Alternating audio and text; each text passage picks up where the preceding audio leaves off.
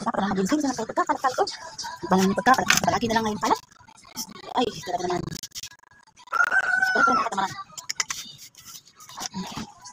Wala naman. Apat mo dito guys. Kaya apat naman.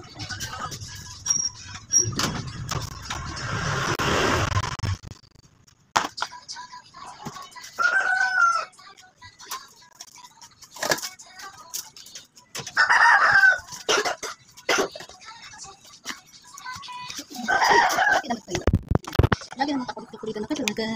Makalaga. Lala na.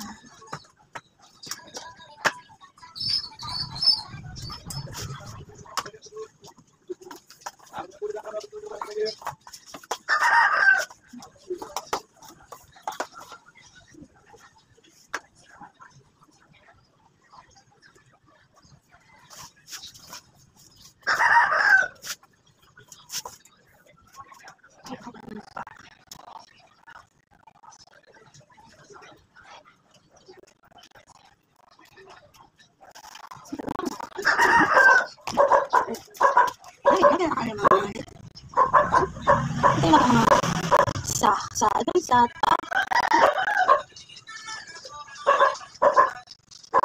may grabe nakatambak ang lahat ng mga may glass biscuit na talaga.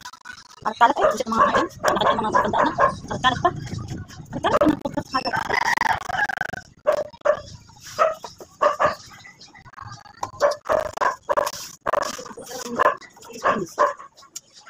Tapos ito mga yosi-yosi na malaki. Pag yosi malakabat kami, ako nakakalat. Ano mga kalat na yosi? Mga yosi, natin noon, kaya sila naman nakakalat, wala nakalat. Puta, nakakabulit ka na naman kasama mo lagi. At puta, mga trabaho-trabaho, mga tanda pa rin. Ay, Diyos me, ang dami talaga. Ang mga yosi. Basta lang ng bahay. Lapit sa kalat.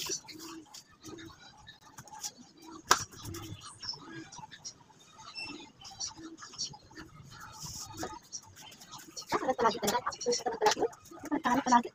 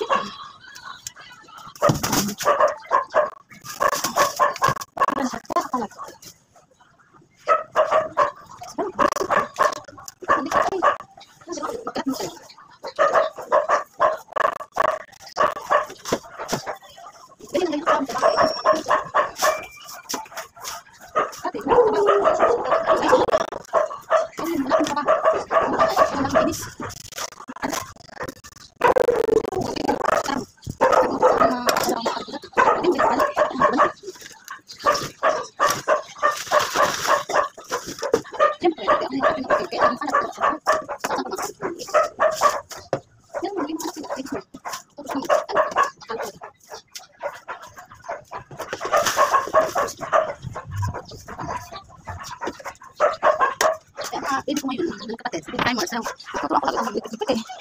Kakalat lang mga matuto, kaya hindi ako lang mga bata sila. Pero, wala lang mga para matuto. Para matuto ba sila? At least kahit pa, gusto lang kami.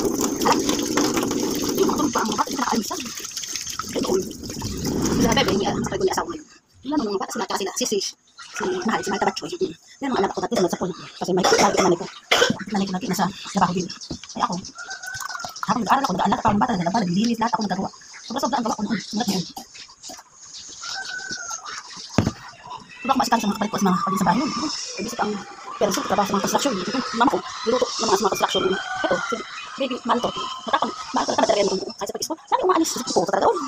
Wala talaga yun. Wala talaga yun dati. Tapos, nangyari ng mama ko, ay talagang pinahuli ng nanay ko na pauwi. Bilpihin ko daw. Paluin ko kay. Hindi pa kain. Na-stroke na siya eh. Lagi na siyang papalo noon. Kaya mama ko noon, yung nagkaroon sakit. Hindi na nakapagulpi. Sa akin pinapasa. Sinita ko naman noon, nagtrabaho yung mga pa sa construction. Ako talaga nagkaalam dati, mga kapatid ko. Kasi nga, tatlong kuya ko, tatlong kapatid ko lalaki. Nagtatrabaho o nag-aaral pa ng malaki ng college o high school yan. Nagtatrabaho sila. Ako talaga sa bahay. Kaya hindi ako matropa-tropa dati sa mga klase noon. Kaya hindi ko alam na nagkakaroon ako mga friends masyado. Kaya sobrang higpit ko sila, hindi ko noon. Kaya minsan, panghapon yung pasok ko nun, pagising ko na madaling araw, dapat gising ako madaling araw. Ang ako linis, ayos ko yung mga higaan, tulog ko yung mga kapatid ko. Kasi kailangan madaling araw, lalaba pa ako. Kasi uuwi sila mga, lalaba pa ako yung damit namin. Tapos, pagising ng mga kapatid ko, papakainin ko pa kasi napapasok. Simula ng baby, bata pa lang, papasok sila. Naharap ko pa. Tapos, minsan, dati ko ng high school, ay ng elementary ako, grade 6. Minsan, mag-aaral na ako. Kasama ko pa yung anak ko, ang kapatid ko, sumunod sa akin, kasama sa school. Sa likod ko, ako lang doon, para bantay-bantay ko. Disney. Ayaw pa na. Ako yung pinaka-ate na, simula sa hanggang ngayon. Asikaso pa rin, puta. Wala pa natira na tuloy. Oo. Kaya nga siguro hindi ako nang asawa sa buhay. Kaya mga diputa lahat. Ako lang taga-asikaso, alagaan. Ngayon, ang may sakit ngayon, tambay na ako ngayon. Ako pa lang mag-andinis, diputa. Hindi ako naka-ano, tambay-tambay lang, relax na, may sakit. Hindi, kailangan pa mag-ano. Kasi pag kayo, magsipag-sipag ako, kaya napakakalit ng bahay.